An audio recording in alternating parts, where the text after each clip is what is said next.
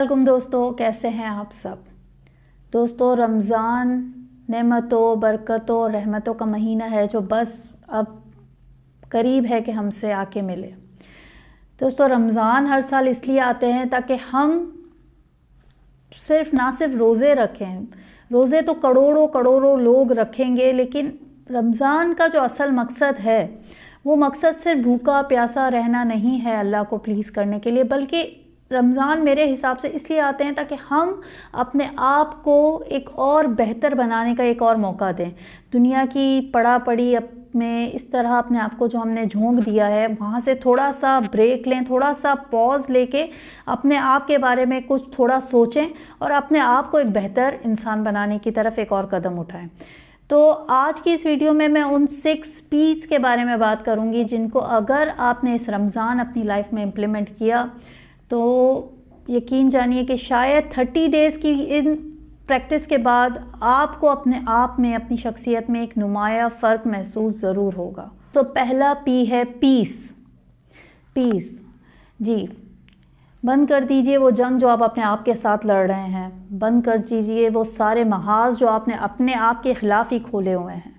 क्या हुआ अगर ज़िंदगी ने वो नहीं दिया जो चाहिए था? क्या हुआ वो नहीं मिल सका जिसके लिए बहुत कोशिशें की?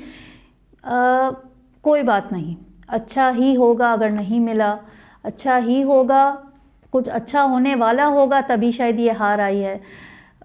सारे मामलात को जो है सीज़ फायर कर दीजिए। सीज़ फायर, अमन का झंडा लहराइए इस बार अपने आप के साथ। अपने आप को बुरा भला कहना छोड़ दीजिए। और सीज़ फायर आपने उन लोगों के साथ भी करना है जिन अपने दोस्तों और रिश्तेदारों के ख़िलाफ़ जो आपने महाज शुरू कर रखे हैं। जिन लोगों के साथ सबसे ज़्यादा सिला रहमी करने का हमें हुक्म दिया गया है, उन लोगों के साथ ही हम सबसे ज़्यादा बुरे रवैये रख रहे होते हैं और हमें पता भी नहीं होता है। पीस रखिए, पीस ऑफ माइंड की तरफ जाइए, सुकून में रहिए, माफ़ कर दीजिए खुले दिल से, अपने आप को आज़ाद कीजिए सारे झंझटों से। अमन का झंडा लहराइए इस बार। देखें, हर मसले का है ना कोई हल होता है। हर मसले का there is a solution for every problem. लेकिन अगर किसी कोई मसले का कोई हल नहीं है ना, अगर आपको लगता है कि इस मसले का कोई हल नहीं है, तो यकीन जान लीजिए कि वो ज़िंदगी की हकीकत है और फिर आपको उस हकीकत को अपनाना ही होगा। उसका हल ढूंढने में अपने आप को हलकान ना करते रहें। अब इस रमज़ान दूसरा P जो आपने अपनी लाइफ में अप्लाई करना है वो है प्रायोरिटीज़। जी, तरजीहात।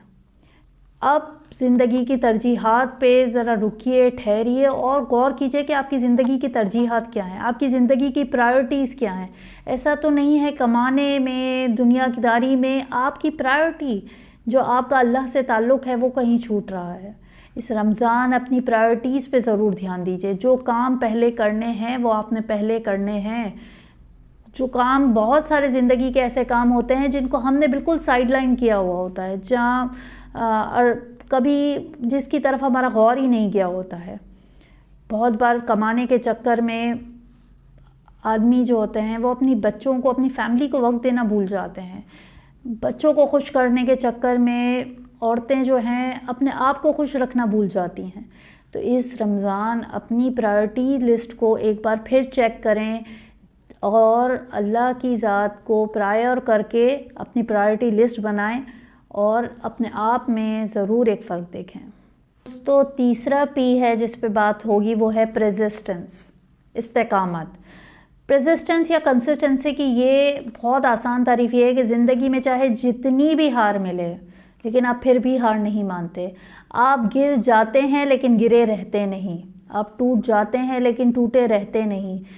हालात जो भी हों, आप उनसे फिर एक बार सोचते हैं, सम अप करते हैं, बैठ के देखते हैं कि फेलियर्स की क्या वजह थी, फिर इस्तकामत के साथ खड़े हो जाते हैं। और रमज़ान तो मैं कहती हूँ कि सबसे ज़्यादा बेस्ट टाइम है अपने आप को परसिस्टेंस करने का, क्योंकि एक रूटीन जो है ना हम बनाते हैं एक, और इस्तकामत के साथ वो रूटीन हम पूरे 30 डेज़ जो है फॉलो करते हैं। तो परसिस्टेंस जो है इस रमज़ान सीखने का, इससे ज़्यादा कोई बेहतर आपके पास वक्त है ही नहीं। ज़िंदगी में अगर सब कुछ अच्छा चल रहा हो तो मोटिवेशन सुनना बहुत अच्छा लगता है, बहुत मोटिवेटेड रहते हैं, लेकिन असल جب زندگی میں سب کچھ صحیح نہیں ہوتا ہے نا تب سب کچھ برا لگتا ہے، ہر ایک چیز بری لگ رہی ہوتی ہے، ہر ایک چیز سے دل اٹھ رہا ہوتا ہے.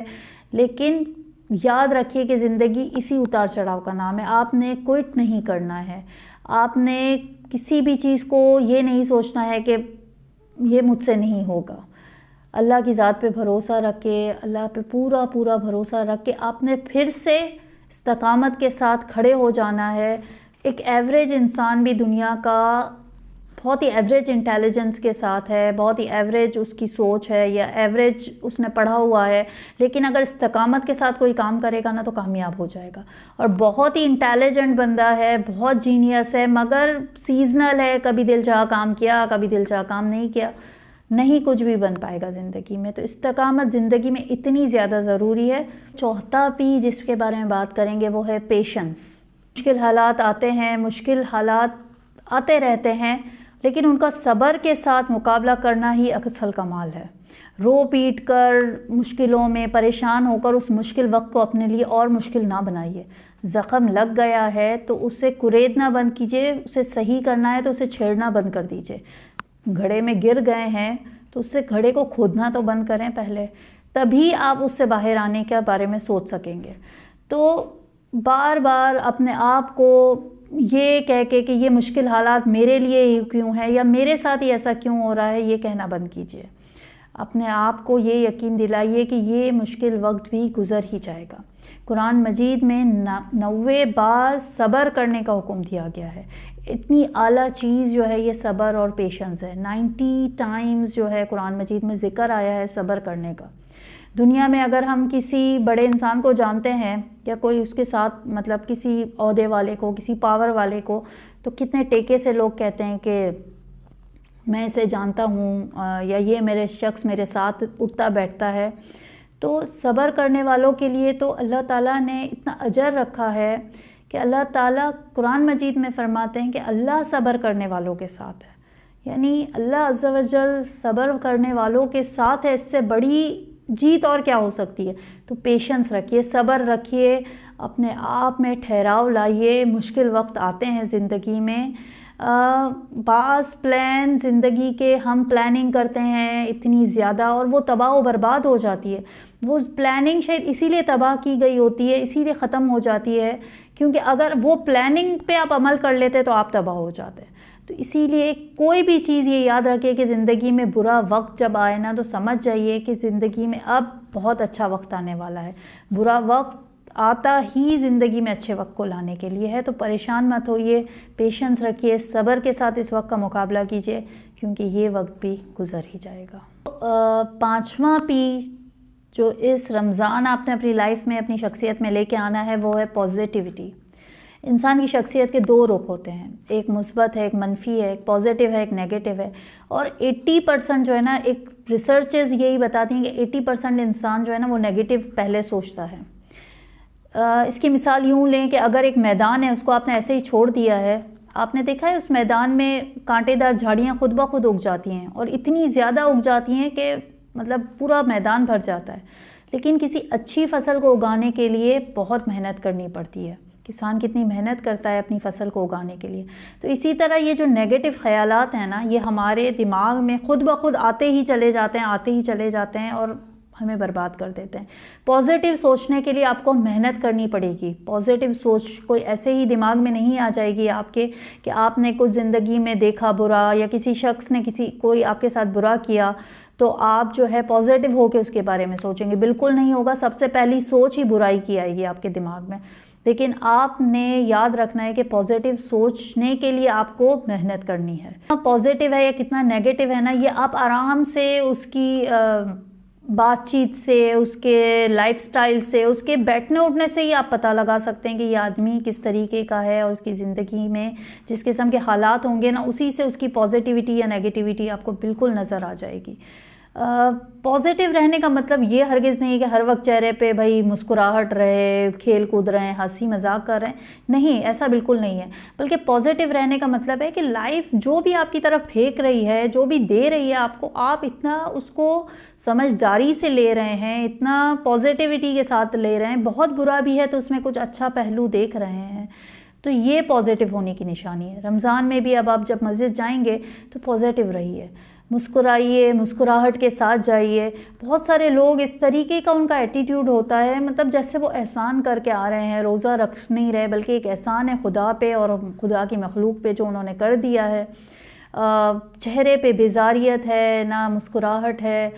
یاد رکھیے کہ اگر کسی کو کچھ بھی صلت نہیں دے سکتے نا رمضان میں، کہتے ہیں صلت کا مہینہ ہے، ایک دوسرے کے ساتھ جو ہے بھلائی کا مہینہ ہے، تحفے دینے چاہیے، صلت کرنی چاہیے. اگر کچھ بھی نہیں دے سکتے نا تو میں کہوں گی ایک مسکراہٹ یاد بس آپ طے کر لیجئے کہ وہ مسکراہٹ آپ نے اپنے چہرے پہ رکھنی ہے، کہ وہ مسکراہٹ ہی کسی کے لیے صلت کا کام کر جائے، کسی کے لیے تحفہ بن جائے. کوئی ٹوٹے دل کے ساتھ آیا ہو، کیا پتہ کتنی زندگی کی مار سہ کے وہ اس وقت آیا ہو، کیا پتہ اس کے ساتھ پیچھے کیا ہوا ہو، لیکن آپ کا ایک پازیٹیو اور اچھا رویہ، ایک مسکراہٹ جو ہے شاید اس کا دن بنا دے. تو پازیٹیو رہیے اور مسکرائیے. جس کے بارے میں بات کریں گے لیکن وہ آخری ہرگز نہیں ہے، بہت ہی اسٹرانگ اسپرے دعا. جی دعا کیجئے، شکر کیجئے. اس رمضان 2 چیزوں پہ بالکل فوکس ڈالنا ہے کہ شکر کرنا ہے اور دعا کرنی ہے. ہم انسان پتہ ہے کیا کرتے ہیں، ہمیں جب سب سے پہلے کوئی کام پڑتا ہے نا تو دنیا کے بندوں کے پاس جاتے ہیں، اور پھر جب وہاں سے کک پڑتی ہے نا تو پھر اللہ کے دربار میں آتے ہیں. تو ایسا بالکل مت کیجیے.